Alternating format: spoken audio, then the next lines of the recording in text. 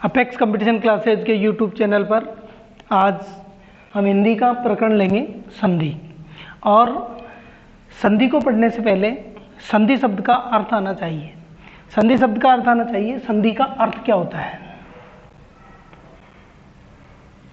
तो संधि का जो शाब्दिक अर्थ होता है वह होता है मेल। मेल भी किस तरह का मेल होना चाहिए? बिल्कुल सशर्त, सशर्त मेल। इसी प्रकार व्याकरण में हमने इस शब्द को लिया है। तो देखिए इसकी परिभाषा, जब दो निर्दिष्ट वर्ण पास आकर कोई विकार उत्पन्न करते हैं उस विकार को संधि कहते हैं। क्या कभी आपने संधि का चित्र देखा है? अगर नहीं देखा है तो मैं आपको संधि का चित्र दिखाता हूं कि संधि कहां पर होती है।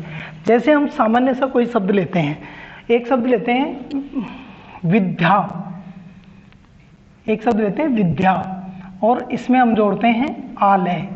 तो आप सभी जानते हैं एक सामान्य सा मैंने शब्द लिया है, इससे शब्द बनेगा विद्यालय।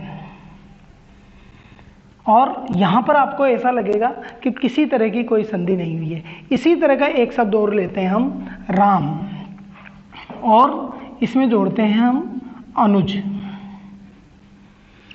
यहां पर ये पद कहलाता है। कौन सा पद? प्रथम पद। संधि में इसको हम बोलेंगे प्रथम पद और ये है द्वितीय पद। अब हमें कहा गया है जब दो निर्दिष्ट वर्ण, निर्दिष्ट वर्ण का मतलब है, निर्दिष्ट शब्द का अर्थ है निर्देशित। क्या अर्थ है इसका? निर्देशित, यानी जिनका निर्देश किया गया है। तो निर्देश किसका किया गया है? प्रथम पद के अंतिम वर्ण का। किसका? अंतिम वर्ण का। और द्वितीय पद के प्रथम वर्ण का। अब आप देखेंगे कि इसमें प्रथम पद का अंतिम वर्ण क्या है, तो इसका वर्ण विश्लेषण करना पड़ेगा। और जब हम विश्लेषण करेंगे तो रे, इसमें आके जुड़ा आ, फिर मैं और ए, इन चार वर्णों से मिलकर राम शब्द बना है। अब इसका अंतिम वर्ण कौन सा है?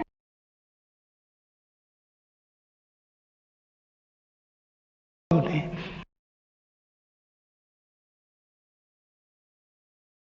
ने।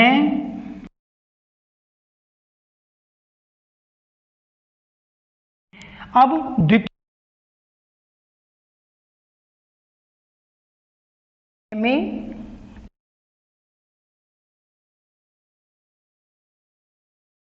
तो ये आ जो बना है ये क्या है? विकार। विकार, इसको विकृति भी कह सकते हैं, बदलाव भी कह सकते हैं। और सामान्य शब्दों में इसे इंग्लिश में हम चेंज भी कह सकते हैं। तो विकृति, बदलाव या चेंज। तो जब दो निर्दिष्ट वर्ण पास आकर कोई विकार उत्पन्न करते हैं उस विकार को संधि कहते हैं। निर्दिष्ट वर्ण कौन से थे? कि प्रथम पद का अंतिम वर्ण ए और द्वितीय पद का प्रथम वर्ण ए, और ये दोनों मिलकर क्या बना? आ। और ये ए और ए का मिलकर आ बन जाना क्या है? विकार। और इस विकार में ही, इस विकार को ए से ए को मिलकर आ बन जाना ही संधि कहलाता है। तो दोस्तों आपको पता लगा होगा कि संधि की पिक्चर कहाँ होती है, संधि किस जगह किसी शब्द में होती है। संधि हमेशा सभी शब्दों में नहीं होती है, संधि केवल तत्सम शब्दों में होती है। अब आप ये कहेंगे साहब तत्सम शब्द क्या हैं? तो तत्सम शब्द वे शब्द हैं जो संस्कृत से ज्यों के त्यों उठकर इसी तरह हिंदी में आ गए, उन्हें तत्सम शब्द कहते हैं। तो तद्भव क्या है? तो संस्कृत के उन शब्दों को हमने हमारी सुविधा से, मुखसुख की सुविधा से, लिखने की सुविधा से जो चेंज कर दिया है उन्हें हम तद्भव शब्द कहते हैं। तो संधि केवल और केवल तत्सम शब्दों में होती है और इस तरह से हम संधि को पढ़ेंगे। तो अब इसी चैप्टर को हम आगे बढ़ाते हैं। संधि के प्रकार। संधि कितने प्रकार की होती है? तो संधि तीन प्रकार की होती है, स्वर संधि, व्यंजन संधि और विसर्ग संधि। पहली स्वर संधि, दूसरी व्यंजन संधि और तीसरी विसर्ग संधि। सबसे पहले हम स्वर संधि की बात करते हैं।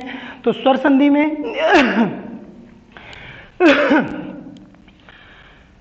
स्वर संधि जहां पर प्रथम पद का अंतिम वर्ण तथा द्वितीय पद का